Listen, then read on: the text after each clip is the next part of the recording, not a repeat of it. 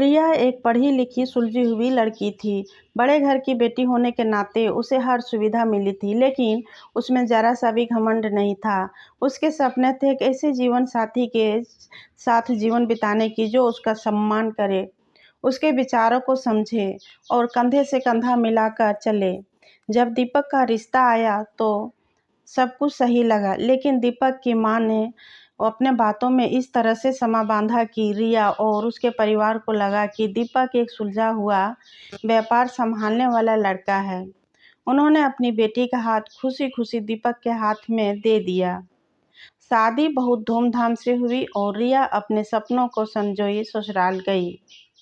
शुरुआती दिनों में अच्छे से ठीक ठाक गुजरे, पर धीरे धीरे रिया को कुछ अजीब लगने लगा। दीपक कभी भी किसी गहरी बातचीत में शामिल नहीं होता था। वह अक्सर अपनी माँ की बातों में हाँ मिला देता और किताबों या अखबारों से दूर रहता था।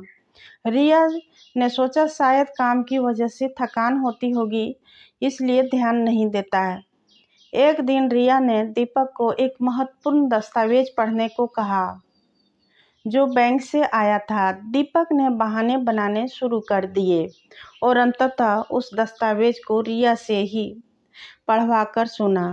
रिया को थोड़ा सा अटपटा लगा, पर उसने ज़्यादा ध्यान नहीं दिया।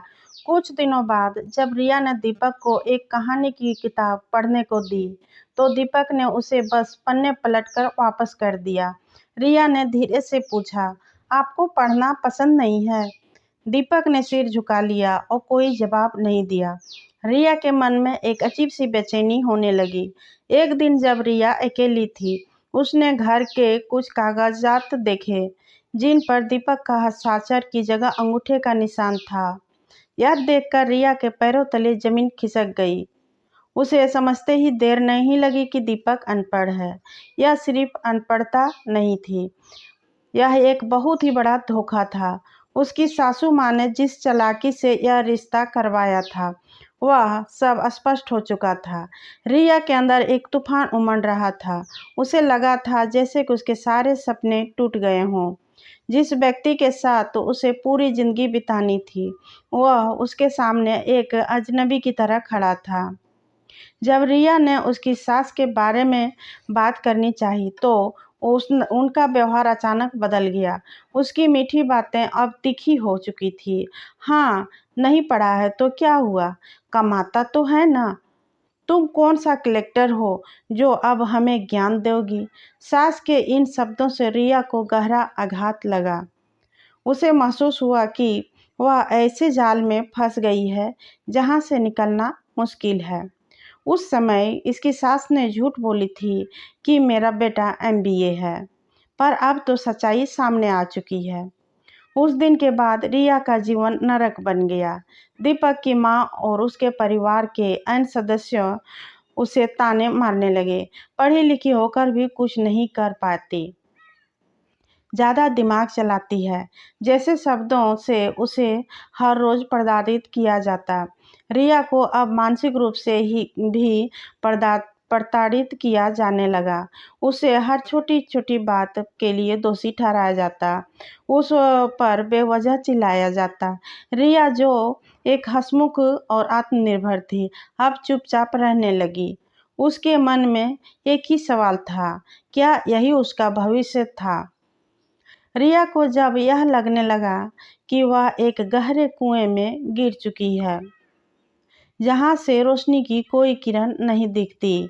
पति अनपढ़ था, यह सोच उसे हर पल कचोटता था, और ससुराल वालों का व्यवहार उसे हर एक पल नई चोट देता था। सुबह उठने से पहले रात सोने तक हर बात पर उसे ताने सुनने पड़ते थे। तुम्हारी जैसी पढ़ी लिखी तो बस आराम करना जानती है, हमारा बेटा तो सीधा साधा है, इसे तो तुमने ही बिगाड़ दिया। यह क्या पहना है, तुमने तो ढंग से कपड़े पहने भी नहीं आते। शुरुआती दिनों में रिया ने विरोध करने की कोशिश की। उसने दीपक से भी बात करने की कोशिश की, उसे समझाने की कोशिश की कि पढ़ाई कितनी ज़रूरी है, पर दीपक खामोश रहता था। अपनी माँ का पक्ष लेता, माँ सही कह रही है, मुझे तो ऐसी ही ठीक लगता है। जैसे जवाबों से रिया और भी निराश हो जाती। दीपक की खामोशी रिया को और अकेला कर देती थी। उसे महसूस होता था कि जिस रिश्ते में उसे सहारा मिलना चाहिए था, वह वहीं वह सबसे कमज़ोर पड़ गई है। रिया अब अक्सर बीमार रहने लगी थी। उसे रात को नींद नहीं आती थी और दिन भर एक अजीब सा डर उसे घेरे रहता। उसकी वजह से उसका वज़न कम हो गया था और चेहरे की रौनक गायब हो चुकी थी। वह शीशे में अपनी परछाई देखती तो पहचान नहीं पाती थी। जिस लड़की के चेहरे पर हमेशा मुस्कान रहती थी, उसे होठों पर एक अनकही उदासी छा रही थी। उसकी आंखों में आंसू सूख चुके थे, पर दिल में दर्द का समंदर उमड़ रहा था। एक दिन जब सास ने उसे माइक सबके सामने फिर से अपमानित किया तो रिया टूट गई। वह अपने कमरे में गई और दरवाज़ा बंद कर लिया। उसे लगा कि अब वह सहन नहीं कर सकती। उसे अपने और माता-पिता की याद आई, जिन्होंने उसे इतने लाड प्यार से पाला था। उन्हें क्या पता था कि उसकी बेटी के साथ ऐसा होगा। रिया ने सोचा कि उसे कुछ करना होगा, इस घुटन भरी जिंदगी से बाहर निकलना होगा, पर कैसे? यह सवाल उसके सामने एक बड़ी चुनौती थी। उसे नहीं पता था कि उसका अगला कदम क्या होगा, लेकिन इतना ज़रूर पता था कि वह इस टॉर्चर को अब और नहीं झेलेगी। उसके अंदर कहीं न कहीं एक नई हिम्मत जन्म ले रही थी, जो उसे इस मुश्किल के दलदल से बाहर निकालने के लिए प्रेरित कर रही थी।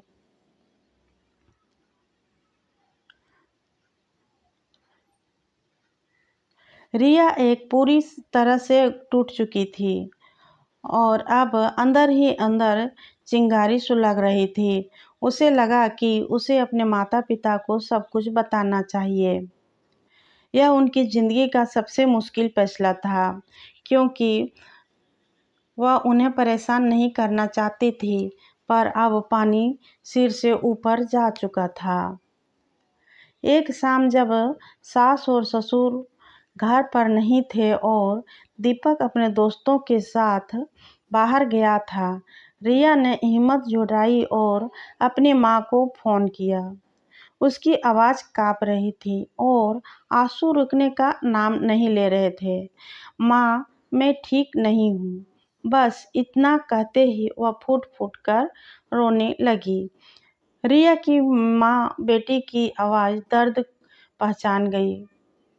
उन्होंने धीरे से रिया से सब पूछा। रोते हुए रिया ने सारी बात बता दी।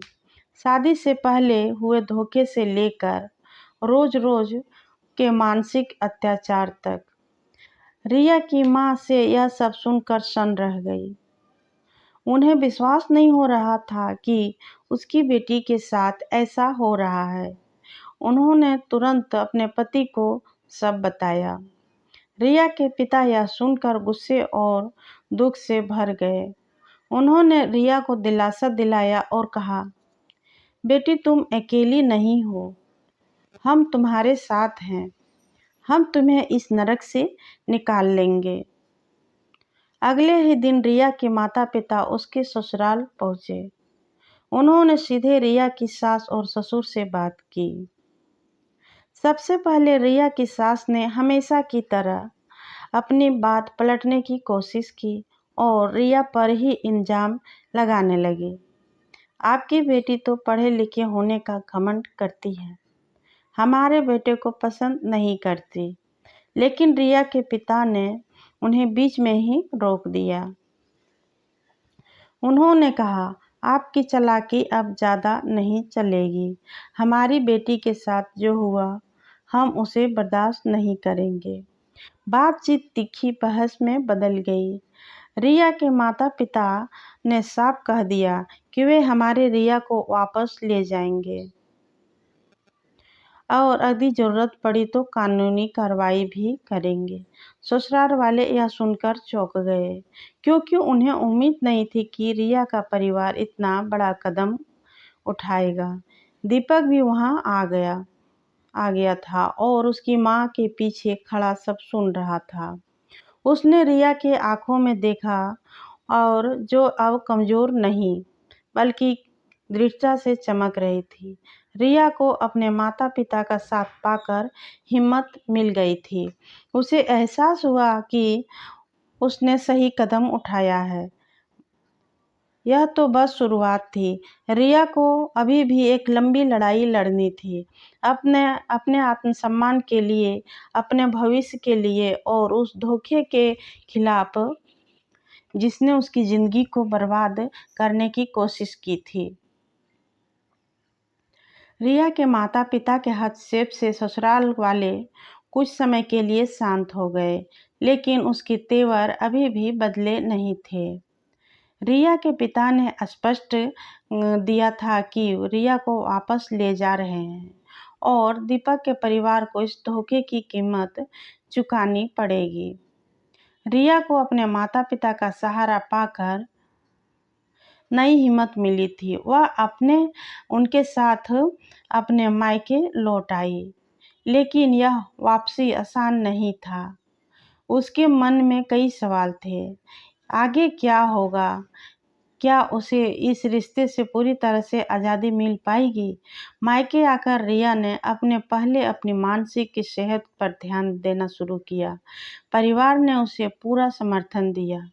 उसने एक काउंसलर से मिलना शुरू किया, जिसने उसे इस सदमे से उभरने की कोशिश की।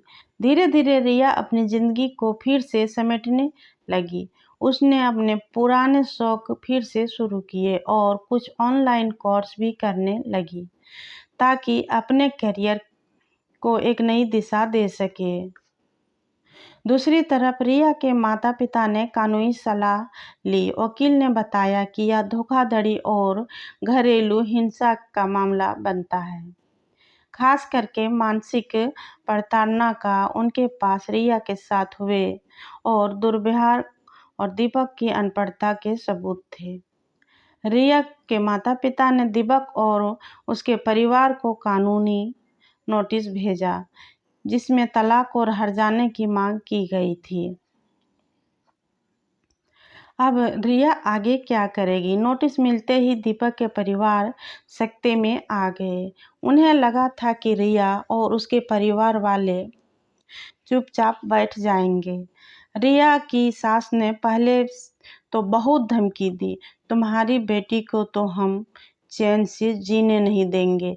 लेकिन अब उन्हें वकील के माध्यम से कानूनी कार्रवाई की गंभीरता समझ आई, तो उनका रवैया बदलने लगा। उन्हें अब अपनी गलती का एहसास होने लगा था, या यूं कहे तो डर लगने लगा था। वे किसी भी तरह से कोर्ट कचहरी के चक्कर से बचना चाहते थे।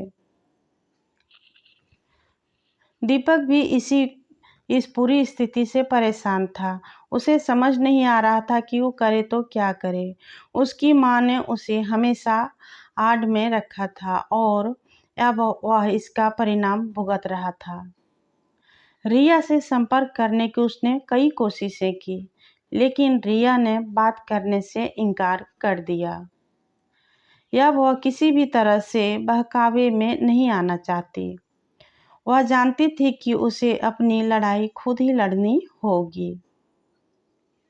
रिया के अंदर अब डर की जगह आत्मसम्मान और न्याय पाने की इच्छा ले ली थी। वह जानती थी कि यह सफ़र आसान नहीं होगा, लेकिन वह उसके लिए तैयार थी। वह यह साबित करना चाहती थी कि किसी भी लड़की को धोखे और अत्याचार के आगे झुकना नहीं चाहिए। वह एक लड़कियों के लिए मिसाल बनना चाहती थी, जो लड़कियों के ससुराल वाले उसको परेशान करते हैं और अपना गुलाम बना के रखते हैं और अपना मनमानी करते रहते हैं, मारपीट करते हैं या फिर किसी मेंटली टॉर्चर करते हैं। तो उसके लिए यह एक मतलब उदाहरण बनना चाहती थी। कानूनी नोटिस मिलने के बाद दीपक का परिवार घबरा गया। उन्हें एहसास हो गया था कि रिया का परिवार चुप बैठने वाला नहीं है। रिया की सास, जो अब तक अपने घमंड में चूर थी, उन्हें अब वकीलों के चक्कर लगाने पड़ रहे थे। वे हर मुमकिन कोशिश कर रहे थे कि मामला कोर्ट तक न पहुंचे, क्योंकि इससे उनकी समाज में बदनामी होगी। उन्होंने रिया के माता-पिता से संपर्क साधना शुरू किया, मिन्नतें की और समझौते की पेशकश भी की। रिया के माता-पिता ने रिया की बात की।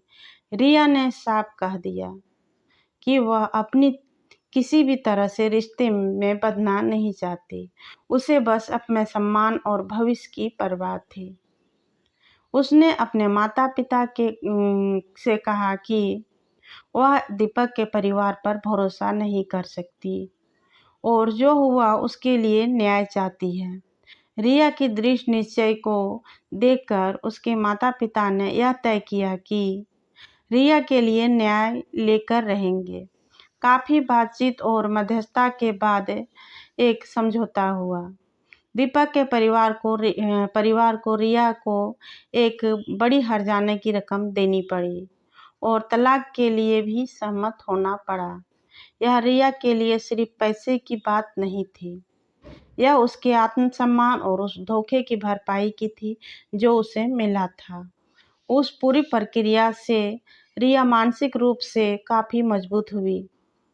उसने सीखा कि अन्याय के खिलाफ आवाज़ उठाना कितना ज़रूरी है। तलाक के बाद रिया ने अपना ज़िंदगी पूरी तरह से एक नए सिरे से शुरू किया। उसने अपनी पढ़ाई पूरी की और एक अच्छी मल्टीनेशनल कंपनी में नौकरी भी पा ली। वह यह पहले से ज़्यादा आत्मनिर्भर, आत्मविश्वास से भरी और खुश थी। उसने अपने अनुभवों से सीखा था कि हर मुश्किल चुनौती हमें कुछ सिखाती है और हमें एक मजबूत बनाती है। उसने यह भी समझ लिया था कि सच्चा प्यार और सम्मान ही एक रिश्ते की नींव होते हैं, न कि झूठ और दिखावा। रिया ने पुरानी बातों को पीछे छोड़ दिया था और अपने बेहतर भविष्य की ओर कदम बढ़ा चुकी थी। वह अब किसी बंधन में नहीं थी, बल्कि अपनी मर्जी की मालकिन थी। कानूनी समझौता हो जाने के बाद, तलाक की प्रक्रिया पूरी होने के बाद रिया के माता-पिता ने एक फैसला किया, जिसने समाज के सामने एक नई मिसाल पेश की। उन्होंने तय किया कि रिया की वापसी सिर्फ एक कागजी नहीं होगी, बल्कि एक सम्मानजनक और यादगार तरीके से होगी, ताकि रिया को कभी यह महसूस ना हो कि उसे उसके पति ने छोड़ा है या तलाकशुदा होने का कलंक उस पर ना लगा है। रिया के पिता ने ठीक उसी तरह पूरी बारात और बैंड बाजे के साथ दीपक के घर जाने का निश्चय किया। जैसे ही रिया को ब्याह कर ले गए थे, इस बार बारात में कोई दूल्हा नहीं था, बल्कि रिया की सम्मानजनक वापसी थी। जब यह बात गांव और शहर में फैली तो हर कोई हैरान रह गया। कुछ लोगों ने आलोचना की, तो बहुतों ने इस कदम की सराहना की। यह एक तय दिन पर रिया अपने पिता और माँ, भाई बहनों और तमाम रिश्तेदारों के साथ पूरे बैंड बाजे और शानो शौकत के साथ दीपक के दरवाजे पर पहुंची। यह एक ऐसा दृश्य था जिसे देखकर दीपक का परिवार स्तंभ रह गया। रिया की सास और ससुर, जो अब तक अपने बचाव में थे, इस दृश्य को देखकर शर्मिंदा हो गए। उन्होंने कल्पना भी नहीं की थी कि रिया के पिता इतना बड़ा कदम उठाएंगे। रिया के पिता ने सबके सामने कहा, मेरी बेटी यहाँ से दुल्हन बनकर गई थी और आज मैं इसे पूरे सम्मान के साथ वापस ले जा रहा हूँ। इसे कोई भी छोड़ा नहीं है, बल्कि इसने खुद को इस धोखे और अत्याचार भरे रिश्ते से आज़ाद किया है। हमारी बेटी का आत्मसम्मान किसी भी रिश्ते से बड़ा है। रिया ने उस भीड़ में खड़े दीपक को देखा। दीपक की आंखें झुकी हुई थी। रिया को उस पल का कोई गुस्सा या नफरत महसूस नहीं हुई, बल्कि एक अजीब सी शांति मिली। उसे एहसास हुआ कि उसने सही रास्ता चुना था। इस घटना ने रिया को मानसिक रूप से और भी मजबूत कर दिया। उसे लगा कि जैसे उसके ऊपर से कोई बहुत बड़ा बोझ उतर गया हो। मायके लौटकर रिया ने अपने जीवन को फिर से संवारा। उसने अपनी पढ़ाई पूरी की, एक अच्छी नौकरी हासिल की और आत्मनिर्भर बनी। उसने खुद को समाज के उन पुराने रीति रिवाजों और सोच से मुक्त कर लिया था, जो एक महिला को तलाक होने के बाद कमज़ोर बनाते थे। रिया ने यह साबित कर दिया कि एक महिला का सम्मान और उसकी खुशी सबसे महत्वपूर्ण होती है। उसे किसी भी अन्याय के खिलाफ आवाज़ उठाना सही है। उसकी कहानी कई और महिलाओं को प्रेरणा बनी, जिन्होंने अपनी ज़िंदगी में ऐसी ही हालातों का सामना किया था। रिया अब अपनी ज़िंदगी की नई पारी पूरे आत्मविश्वास और खुशियों के साथ जी रही थी। तो दोस्तों, आज की ये कहानी कैसी लगी आपको? अच्छी लगी तो वीडियो को लाइक कर दीजिएगा और चैनल पर नए हैं तो सब्सक्राइब कर लीजिएगा। फिर मिलती हूँ नई दिन नई कहानी के साथ। तब तक वीडियो देखने के लिए दोस्तों बहुत बहुत धन्यवाद। तो दोस्तों, आज ये लड़की बहुत ही बड़ी मल्टीनेशनल कंपनी के में काम कर रही है और इसकी एक रियल स्टोरी है। ये हमारे रांची क्षेत्र में की कहानी है।